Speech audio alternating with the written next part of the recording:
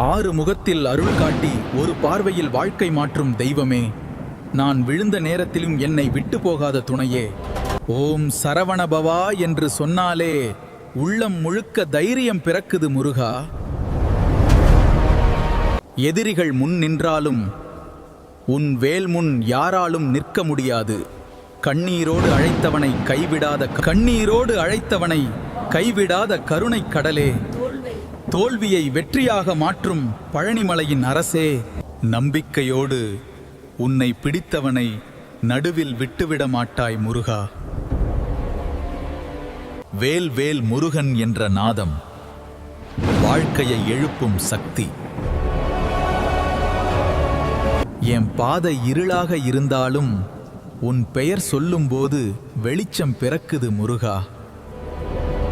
உலகம் என்னை கைவிட்ட நேரத்தில் கூட நான் இருக்கேன் என்று தோளில் கை வைத்தவன் நீதானே. என் கண்ணீர வார்த்தை இல்லாமல் புரிந்து கொள்ளும் ஒரே தெய்வம் நீதான் முருகா. என் கண்ணீர வார்த்தை இல்லாமல் புரிந்து கொள்ளும் ஒரே தெய்வம் நீதான் முருகா. வேல் மட்டும் இல்லாம வாழ்க்கையே காப்பாற்றும் சக்தி உன் அருளில் இருக்கு. பழனி மலையில் நீ நின்றதெல்லாம் பக்தர்களின் விதியை உயர்த்தத்தான். நான் கேட்பதற்கு முன்பே எனக்கு என்ன தேவை என்று அறியும் அப்பா முருகா. சரணம் என்று வந்தவனை சாம்ராஜ்யம் வரை கொண்டு செல்லும் அரசன் நீ. உன் பக்திக்கு நான் அரசன். என் உயிர் இருக்கும் வரை உன் பெயரே என் மூச்சாக இருக்கணும். என் அன்பான குழந்தையே, நீ ஏன் பயப்படுகிறாய்? நான் இங்கே இருக்கிறேன். உன் வலியை நான் உணர்கிறேன். உனக்கு துணையாக நான் எப்போதும் இருப்பேன். அச்சமின்றி இரு. அன்பே, எதற்கும் கலங்காதே. உனது துயரங்கள் அனைத்தையும் நான் அறிவேன்.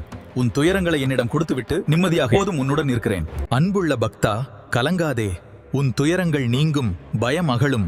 நான் என்றும் உன் துணை நிற்பேன். வேல் வேல் முருகன். என்னை நம்பி ஒரு முறை முருகா என்று அழை.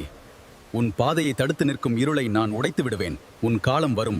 அப்போது உன் கண்ணீரை பார்த்து சிரித்து வெற்றியை பார்த்து மௌனமாகும். உன் இதயம் உடைந்திருக்கலாம், ஆனால் உன் விதி இன்னும் உடையவில்லை. நான் முருகன். உன் வாழ்க்கையை மீண்டும் தீ போல எழுப்ப வருகிறேன். உன் வெற்றியை பார்த்து மௌனமாகும். உன் இதயம் உடைந்திருக்கலாம், ஆனால் உன் விதி இன்னும் உடையவில்லை. நான் முருகன். உன் வாழ்க்கையை மீண்டும் தீ போல எழுப்ப வருகிறேன். நீ இழந்ததை நினைத்து அழாதே. நீ பெறப்போகும் ஆசீர்வாதம் அதைவிட பெரியது. இன்று இருள் அதிகமாக இருக்கிறதென்றால் வெளிச்சம் அருகில் வந்துவிட்டது என்பதற்கான அறிகுறி அது. உன்னை தள்ளியவர்கள் இருக்கலாம், ஆனால் உன்னை தூக்கி நிறுத்த நான் இருக்கிறேன். உன் மனதில் இருக்கும் ஒவ்வொரு காயத்தையும் வெற்றியின் அடையாளமாக மாற்றுவேன்.